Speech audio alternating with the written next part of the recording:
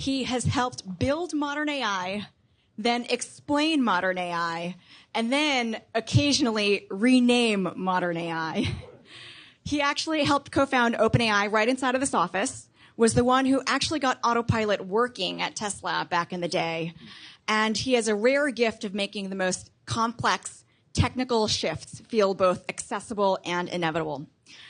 You all know him for having coined the term vibe coding last year. But just in the last few months, he said something even more startling, that he's never felt more behind as a programmer. That's where we're starting today. Thank you, Andraj, for joining us. Yeah, hello. Excited to be here and to kick us off. Okay, so just a couple months ago, you said that you've never felt more behind as a programmer. That's startling to hear from you, of all people.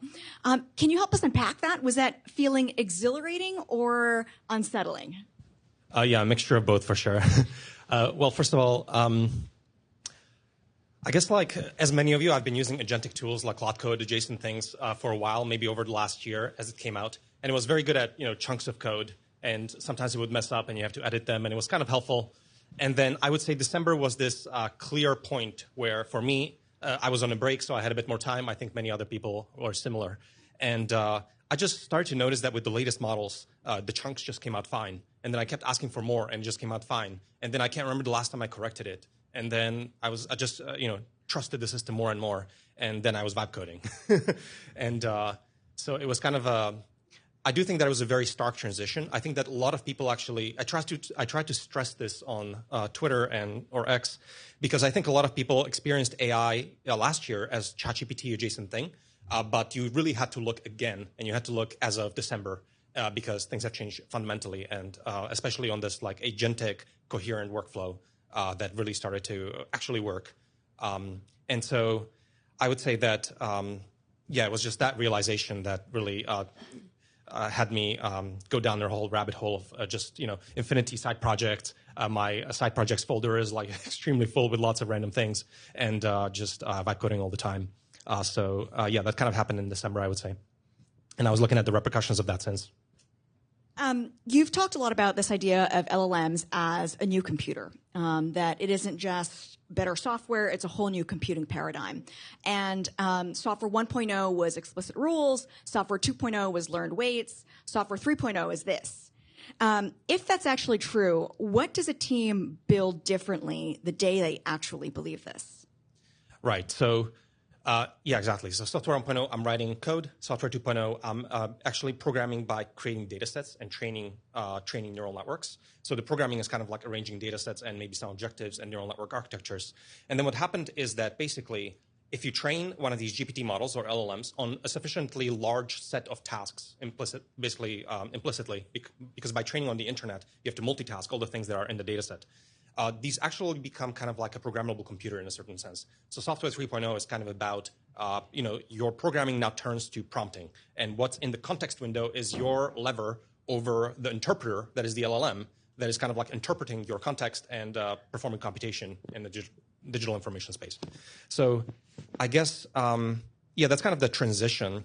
And I think there's a few examples of that really drove it home for me, and maybe that might be instructive.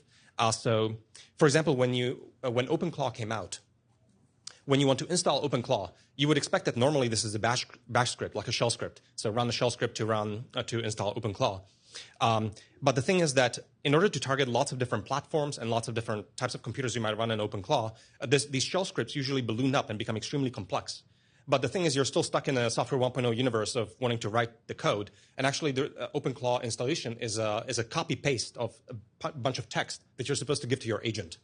So basically, it's a little skill of, copy-paste this and give it to your agent, and it will install OpenClaw. And the reason this is a lot more powerful is you're working now in the software 3.0 paradigm where you don't have to precisely spell out, all the individual details of that setup. The agent has its own intelligence that it packages up, and then it kind of like follows the instructions. And it looks at your environment, your computer, and it kind of like performs intelligent actions to make things work and debugs things in the loop. And it's just like so much more powerful, right? So I think that's a very different kind of like way of thinking about it. It's just like, what is the piece of text to copy paste to your agent? That's the programming paradigm now. I think one more maybe example that comes to mind that is even more extreme than that is when I was building menu gen. So menu gen is this idea where you you come to a restaurant, they give you a menu. There's no pictures usually, so I don't know what any of these things are. Usually, like 30% of the things I have no idea what they are, 50%. So I wanted to take a photo of the restaurant menu and to get pictures of what those things might look like in a generic sense. And so I vibe coded this app that basically lets you upload a photo, and it does all this stuff, and it runs on Vercel, and it basically re-renders the menu, and it gives you like all the items, and it gives you a picture that it uses an image generator for to basically OCR all the different titles, use the image generator to get pictures of them, and then shows it to you.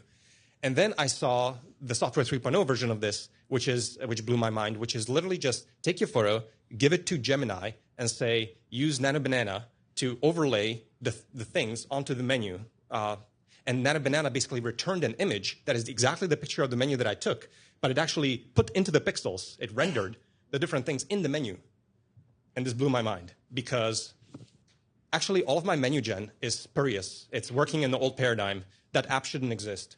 The Software 3.0 paradigm is a lot more kind of raw. It just, your neural network is doing more and more of the work, and your prompt or context is just the image, and the output is an image, and there's no need to have any of the app in between. So I think that people have to kind of like reframe, not to work in the existing paradigm of what things existed and just think about it as a speed up of what exists. It's actually like new things are available now. And going back to your programming question, it's not even, I think that's also an example of working in the old mindset, because it's not just about programming and programming becoming faster. This is more general information processing that is automatable now. So it's not just even about code. So previous code worked over kind of like structured data, right? And you write code over structured data.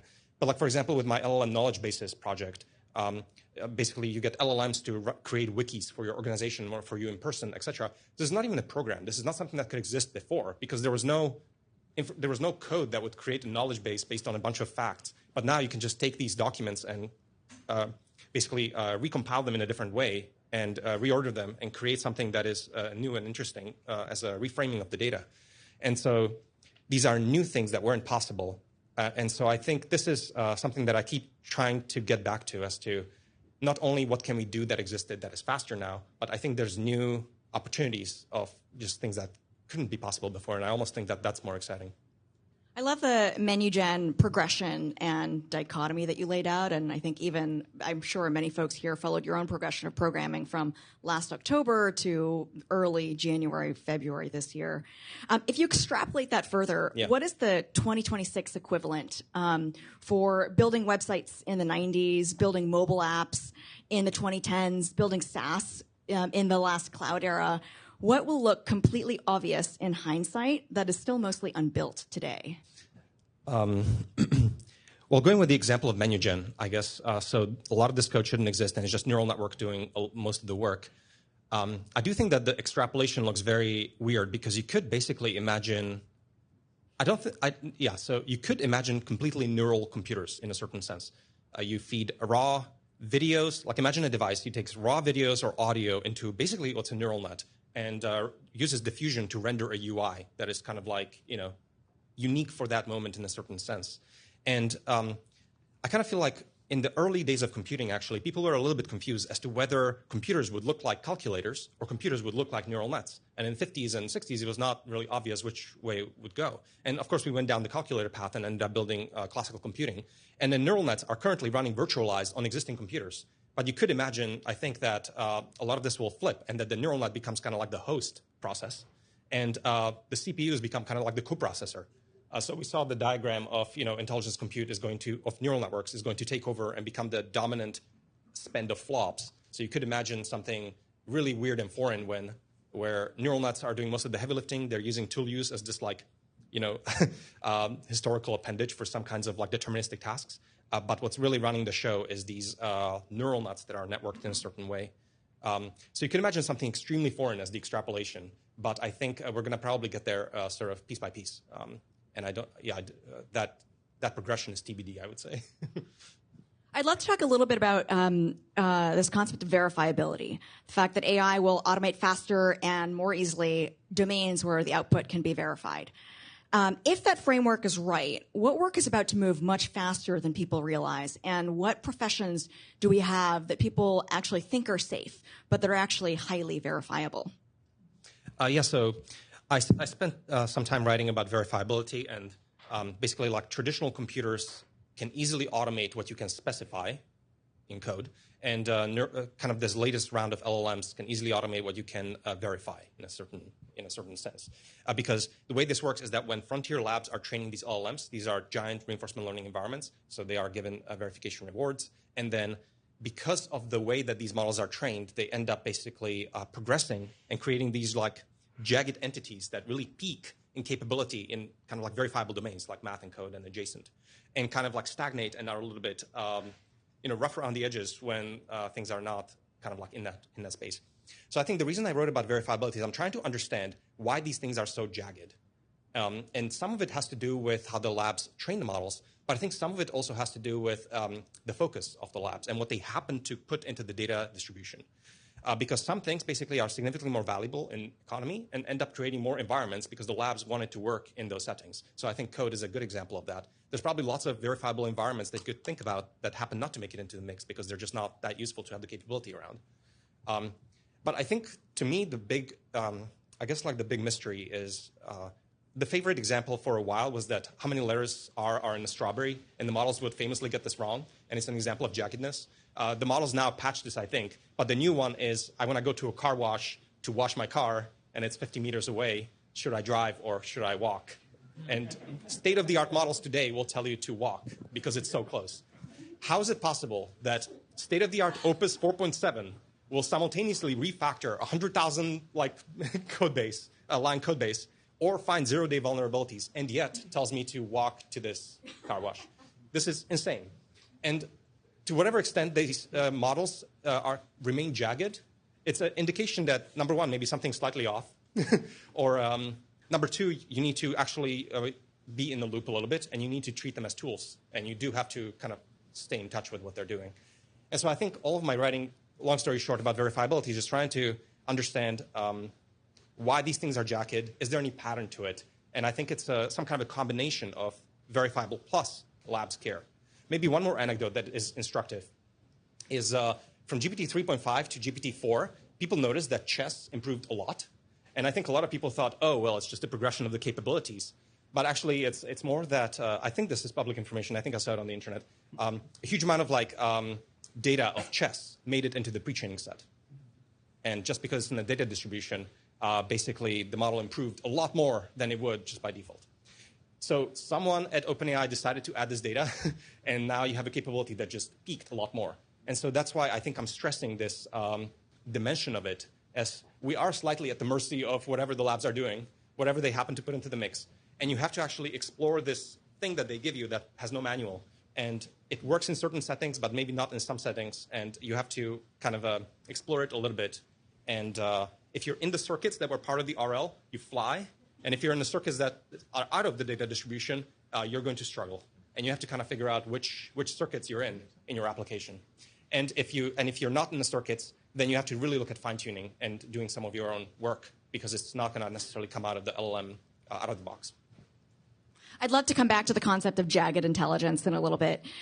If you were a founder today and thinking about building a company, you are trying to solve a problem that you think is tractable, something that is a domain that is verifiable, but you look around and you think, oh my gosh, well, the labs have really, really started getting to escape velocity in the ones that seem most obvious, math, coding, and others. What would your advice be to the founders in the audience? So I think maybe that comes to the previous question of, I do think that verifiability, because it, let me think. So verifiability makes something tractable in the current paradigm because you can throw a huge amount of RL at it. So maybe one way to see it is that that remains true even if the labs are not focusing on it directly. So if you are in a verifiable setting where you could create these RL environments or examples, then that actually sets you up to potentially do your own fine-tuning, and you might benefit from that. But that is fundamentally technology that just works. You can pull a lever. If you have a huge amount of diverse data sets of RL environments, et cetera, you can use your favorite fine-tuning framework and pull the lever and get something that actually works pretty well. So I don't know what the examples of this might be, but I do think there are some very valuable reinforcement learning environments that people could think of that I think are not part of the. Yeah, I don't want to give away the answer, but there is one domain that I think is very. Oh, okay, sorry. I don't mean to vague post on the stage, but there are some examples of this. On the flip side, what do you think still feels automatable only from a distance? I do think that ultimately almost everything can be made verifiable to some extent. Some things easier than others. Because even for like things like writing or so on, you can imagine having a council of LLM judges and probably get something reasonable out of the from this kind of an approach. So it's more about what's easy or hard. So I do think that ultimately, I think everything everything is automatable. Amazing. Okay. So last year you coined the term vibe coding, and today we're in a world that feels a little bit more serious, more agentic engineering. What do you think is the difference between the two, and what would you actually call what we're in today? So I would say vibe coding is about raising the floor for everyone in terms of what they can do in software. So the floor rises, everyone can vibe code anything, and that's amazing, incredible. But then I would say agentic engineering is about preserving the quality bar of what existed before in professional software. So you're not allowed to introduce vulnerabilities due to vibe coding. You're still responsible for your software just as before, but can you go faster? And spoiler is you can, but how do you do that properly? And so to me, agentic engineering, when I call it that because I do think it's kind of like an engineering discipline.